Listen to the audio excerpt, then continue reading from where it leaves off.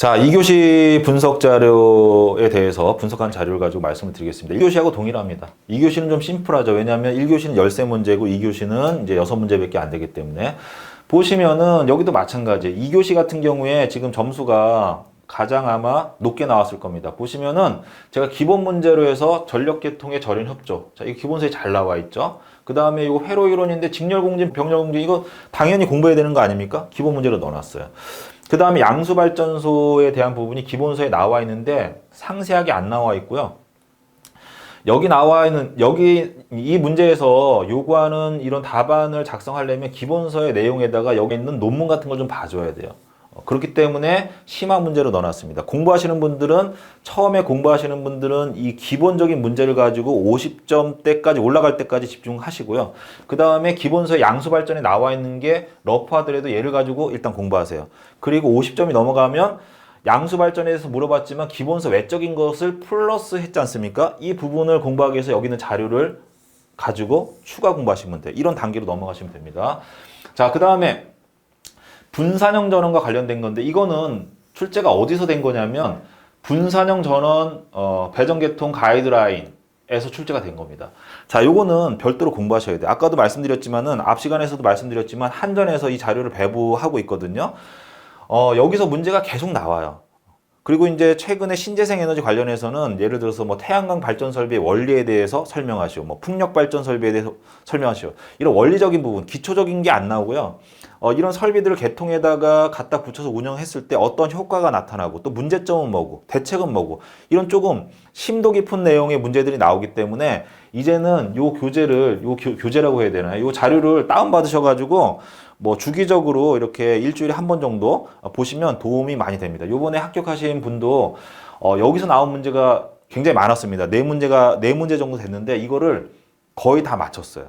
그래서 기본서 플러스 여기 나와 있는 분산형 전원의 개통 연계 가이드라인 요게 추가가 되면서 1등으로 합격을 하신 것 같습니다. 자, 그 다음에 8번 문제. 표시선 개전 방식. 요거 용어 해설집에 굉장히 잘 나와 있죠. 이걸 물어본 거고요. 이게 뭐 어렵다고 할 수도 있고 뭐 기본이라고 할 수도 있는데 요거는 기본에 넣으셔도 되고요. 그 다음에 심화로 분류해도 됩니다. 저는 심화로 분류했습니다. 좀 생각할 거리가 있기 때문에. 그 다음에 스킵 문제로 해서 발전기, 비상용 발전기 용량 산정하는 건데 이 문제가 아까도 말씀드렸지만 126회에 출제가 된 거기 때문에 이게 다시 또 1년 안에 나올까라는 생각했지만 나왔거든요. 요거는 이분은 이제 여기서 최고 득점을 받았습니다. 왜냐? 발송배전에서는 126회에 출제가 된 게 지난 뭐 5년 동안 기출문제 중에서 처음으로 출제가 됐는데 아무도 이걸 준비를 안 한단 말이에요. 왜냐하면은 발송배전 기술사의 어떤 그런 발전, 송전, 배전의 영역에 건축물의 비상용 발전기에 대한 부분은 빠져 있거든요. 그런데 그렇다고 해서 발송배전 기술사가 이거 설계 안 하느냐? 그렇지 않습니다. 발송배전 기술사도요, 건축물, 아파트, 오피스 다 설계합니다. 기술사를 취득하면 이거를 설계를 해야 되기 때문에 그래서 이제 출제하시는 분이 이 문제를 낸 것 같고요. 요번에 이제 합격하신 분은 요 문제에 대해서 굉장히 답안을 잘 썼어요. 그래서 전체 22문제를 선택하는 것 중에서 얘가 최고 득점을 받았습니다. 자, 이건요, 꼭 이 발전기 용량 산정에 대한 부분을 공부하시라는 게 아니고 제가 드리고 싶은 말씀은 이런 문제를 다 맞추기가 너무 어려워요. 너무 광범위한 범위에서 퍼져서 넓은 범위에서 나오는데 문제가 조금씩 나온단 말이야.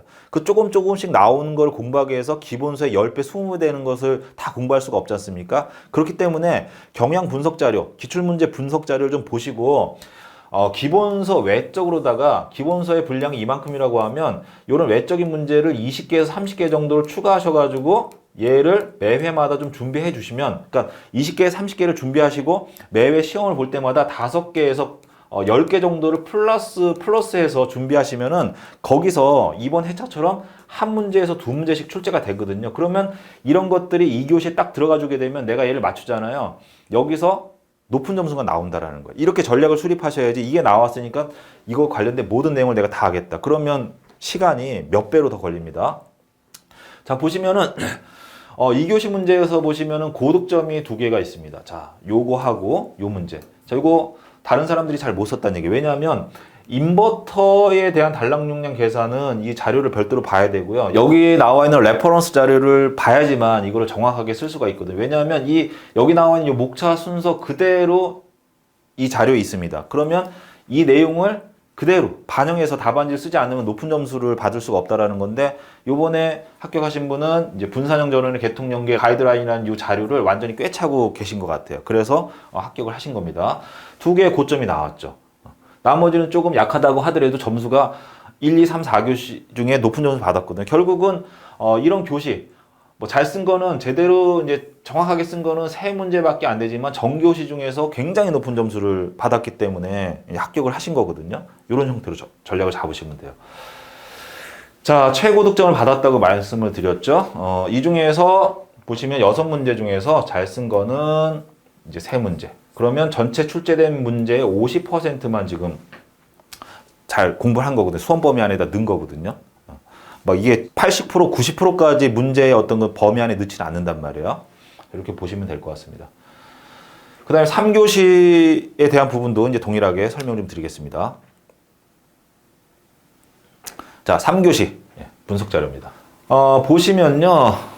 문제가 이제 3교시가 좀 어렵게 나왔는데, 기본서에서 속도 조정률, 속도 변동률에 대한 부분이 기본서에서 이제 한 문제가 나왔습니다. 요거는 기본 문제인데 계산하는 방법이 좀 까다로워요. 이 계산 문제입니다. 계산 문제를 정확하게 맞추는 건 쉽진 않은데 이걸 맞췄어요. 고득점. 굉장히 높은 점수 받았다. 자, 그 다음에 열병합 발전과 관련된 건데 요거는 기본서에 나와 있지 않은 거고요. 여기 보시면 이제 발전 마스터라든지 이런 별도의 자료를 추가적으로 봐야 됩니다. 그래서 이 심화 문제에 해당이 되는 거는 제가 공부를 시작하시는 분들이 바로 하지 마시고 기본적인 이 기본서의 내용을 먼저 하시고 나서 몇 점? 50점이 넘어갔을 때 그 다음부터 여기 이 부분을 선택적으로 손을 대서 공부를 하셔라라고 말씀드렸습니다. 자, 이게 전교시 답안 중에서 점수가 가장 안 좋았어요. 잘 못 썼다는 얘기죠. 자, 그 다음에 이 전력 손실과 관련된 건데 이거는 이제 송배전 공학에 있는 내용에다가 이걸 왜 심화로 분류를 해놨냐면 여기에 전력 손실에 대한 거, 여기 이제 손실 계수와 관련된 내용들이 들어가는데 비기술적 부분과 기술적 부분으로 나눠서 설명하게끔 되어 있는데 요거는 이 자료를 한 번이라도 보지 않으면 이렇게 나눠서 설명하기가 어렵진 않아요. 답안의 내용은 어렵진 않은데 이렇게 분류해서 한다라는 게 25분 안에 과연 내가 보지 못한 것을 비기술적인 내용과 기술적인 내용으로 정확하게 분류해서 답안지를 작성할 수 있는가, 그런 차원에서 이걸 좀 심화 과정으로 넣어놨는데 이 부분에서 어쨌든 좋은 점수를 받았습니다. 이렇게. 그 다음에 전압 안정도, 요거는 기본서에 나와 있는 내용이거든요. 그런데 전압 안정도와 관련된 부분이 이게 기본서에 있는 거지만 기본서의 내용 중에서도 기본이 아니라 심화 과정, 좀 수준이 높은 어떤 내용에 굉장히 좀 어렵습니다. 자, 이 부분은 뭐 일반적으로 기본서에 충실하셨다고 하면 이건 이제 고점을 받을 수도 있는 내용이었는데 여기서는 좀 합격 점수에 미달하는 그런 점수를 받으셨어요. 자, 이렇게 네 문제를 선택했고요. 제가 스킵 단계로 넣어놓은 것들은 안 풀었어요. 저는 이런 것들을 하지 말라는 얘기죠. 이분은 이제 그렇게 정확하게 하신 거죠. 보시면은 154 해적 케이블 같은 경우에는 이게 논문 자료거든요. 이걸 가지고 쓴다라는 건 이 논문을 이제 봐야 되는데 이런 논문이 한두 가지가 아닙니다. 그래서 이거는 기출 문제를 중심으로 해서 좀 관용도 해설서에 제가 넣어놨으니까 그거 구매하셔가지고 보시면 도움이 좀 될 거고, 이걸 찾으려면, 찾고 정리하려면은 그게 시간이 되게 많이 걸려요. 많이 걸리는데 문제는 잘 안 나와요. 그러니까 어떻게 보면 시간을 허비할 수도 있는 거죠. 물론 그런 것들이 쌓이면 나의 기술력이 향상이 되지만 일단은 기술사라는 것이 일단 장기 레이스이기 때문에 가뜩이나 직선으로 가서 합격을 해도 뭐 4, 5년씩 걸리는데 이게 돌아서 가게 되면 7, 8년, 10년씩 걸리게 되면 굉장히 힘들거든요. 그렇기 때문에 저는 이걸 이제 스킵 문제로 넣어 놓은 거지, 이 기술적인 부분이 뭐 나쁘다, 후졌다 이게 아닙니다. 자, 그 다음에 대지 고유 저항률 측정 방법에 대해서는 용어 해설집에서는 위너의 사정극법에 대해서 나와 있는데 여기 나와 있는 이런 내용들은요, 이 특정 교재에 나와 있는 내용입니다. 이것까지 발송 배정 기술사에서 공부하는 거는 너무 어렵다. 그러니까 이건 안 풀었잖아요. 안 풀었습니다. 안 풀었고요. 문제 자체가 선택할 수 있는 게 많지가 않았고 좀 어려웠기 때문에 이번 교시의 3교시의 득점이 1교시에서부터 1, 2, 3, 4교시라고 하면 얘가 최고 득점을 했고요. 얘가 최저 득점을 했어요. 그러니까 이 두 가지가 서로 상호 보완이 되면서 망친 교시가 있다고 하더라도 잘 본 교시, 정기적인 강점을 가진 그런 답안을 쓴 교시에서 높은 점수를 받으면서 이게 서로 이제 보완이 되는 거죠. 그래서 이제 60점을 맞추는 거거든요. 자, 그러면 어쨌든 간에 상교시 같은 경우에 6문제 중에서 지금 정도를 잘 썼고 나머지는 이게 좀 준비가 안 돼 있었는데 계략적으로 한 33% 정도를 잘 쓴 거거든요. 나머지 뭐 67%는 지금 좋은 점수를 받지 못했단 말이에요. 아니면 선택을 하지 않았거나 이렇게도 합격을 할 수가 있다는 얘기예요. 자, 그 다음에 4교시도 동일합니다. 바로 이어서 가겠습니다. 4교시 같은 경우에 보시면은 기본 문제로 제가 고조파와 관련된 거 이거 당연히 잘 써야 되는 거거든요. 그 다음에 장거리 송전선로에서의 직렬 보상 이거 용어 해설집에 굉장히 잘 나와 있거든요. 이거 잘 쓸 수 있습니다. 기본이 되는 문제. 자, 이 중에서 2번을 선택했습니다. 일반적으로 이제 발송배전을 공부하시는 분들이 고조파 공부를 잘 안 해요. 건축전기는 꼭 하는데 발송배전은 이 문제도 많이 안 나오지만은 좀 이제 생각할 거리가 많고 정리할 게 많기 때문에 이건 이제 스킵하시고 요거 선택하신 것 같고요. 어쨌든 저라면 요거 두 개를 선택했을 겁니다. 그 다음에 이제 심화 문제, 이건 난이도가 좀 있는 거다라고 말씀드렸는데 신재생 에너지와 관련된 연계 기술, 이것도 개통 연계 가이드라인에서 나온 겁니다. 자, 이거를 이제 제가 추가적으로 공부해야 된다고 말씀드렸죠. 한 200페이지밖에 안 되기 때문에 이거 시간 내셔가지고 한 5번 정도 세부적으로 읽어보고 좀 쓰시고 하시면은 웬만한 거 맞추실 수가 있거든요. 또 기출문제 보시면 여기서 출제된 문제들이 많아요. 그것만 외우셔도 이 내용이 한 70% 정도는 내가 학습한 거랑 마찬가지이기 때문에 관련도 기출문제 해설한 거 보시고 거기에 외적으로 아까도 여기서 문제가 하나 나왔지 않습니까? 단락 용량 계산하는 거 인버터. 자, 이것도 정확하게 맞췄고 그것도 정확하게 맞추셨어요. 그 다음에 분산형 전원 개통 연계에 대한 부분 또 여기서 또 나왔죠. 이것도 잘 맞았단 말이에요. 합격 점수를 받았어요. 이 합격 점수가 평이한 점수가 아니고요. 15점을 받아야지 합격할 수가 있는데 이 15점을 받는다라는 건 예를 들어서 500명이 시험 본다라고 하면 상위 한 2% 안에 드는 답안이라고 보시면 돼요. 10등 안에 드는 답안. 그 정도 해야 이게 합격 점수를 주거든요. 그럼 고점이라는 건 뭐냐면 상위 1% 이내의 답안이라는 거. 500명 중에 5명, 5등 안에 드는 답안지를 썼다라는 겁니다. 그렇게 받아들이시면 돼요. 이해하시면 됩니다. 자, 그 다음에 FRT. 이것도 개통연계와 관련된 거고요. 분산형 전원 개통연계 가이드라인 외에도 이 여러 가지 기준들이 있습니다. 운영규칙이나 이런 거. 여기서 문제가 많이 나왔다고 말씀드렸지 않습니까? 이 FRT는요. 이게 건축전기하고 발송배전에서 벌써 이제 한두 번씩 나온 거거든요. 또 앞으로도 나올 거라고 예측을 한 거고, 우리 그 예상 문제도 이게 들어가 있습니다. 이런 것들을 잘 쓰신 것 같아요. 그래서 보시면 전부 다 합격 점수, 굉장히 높은 점수는 아니지만 합격 점수 상위 2%에 든 답안지를 썼습니다. 그래서 이제 좋은 점수 받은 거고요.